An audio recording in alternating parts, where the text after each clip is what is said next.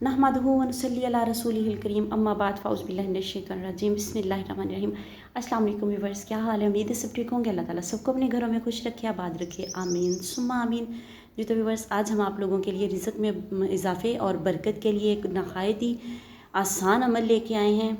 उम्मीद है कि आप लोगों को पसंद आएगा। वीडियो अच्छी लगे तो इसे लाइक एंड शेयर ज़रूर कीजिएगा। चैनल पर नए तो चैनल को सब्सक्राइब करके जाइएगा और साथ में बेल आइकन को ज़रूर प्रेस कीजिएगा ताकि आने वाली वीडियोस का नोटिफिकेशन आप लोगों तक आसानी से पहुंच सके।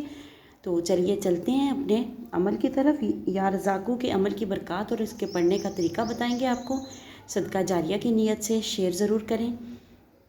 आजकल के इस मुश्किल तरीन दौर में हर किसी को रिज़्क़ का प्रॉब्लम है, जो भी है महंगाई की वजह से या वैसे। तो रिज़्क़ की जो है बरकत के लिए आप लोग ये अमल कर सकते हैं। इसको नीयत से करें, ध्यान से करें। ऐसे अमल करें कि आप ज़ुबान से लफ्ज़ बोल रहे हैं तो आपको महसूस हो कि लफ्ज़ आपके दिल से भी निकल रहा है। इतना आप अल्लाह ताला की तरफ लो लगा के इसको करें।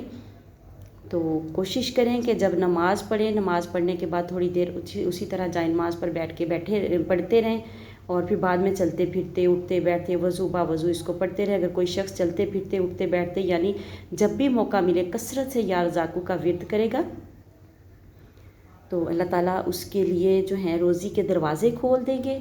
इस अमल की बरकत से इसके माली मसाइल हल हो जाएंगे और अल्लाह ताला इसके लिए बरकत और रिज़्क़ के दरवाज़े खोल देगा।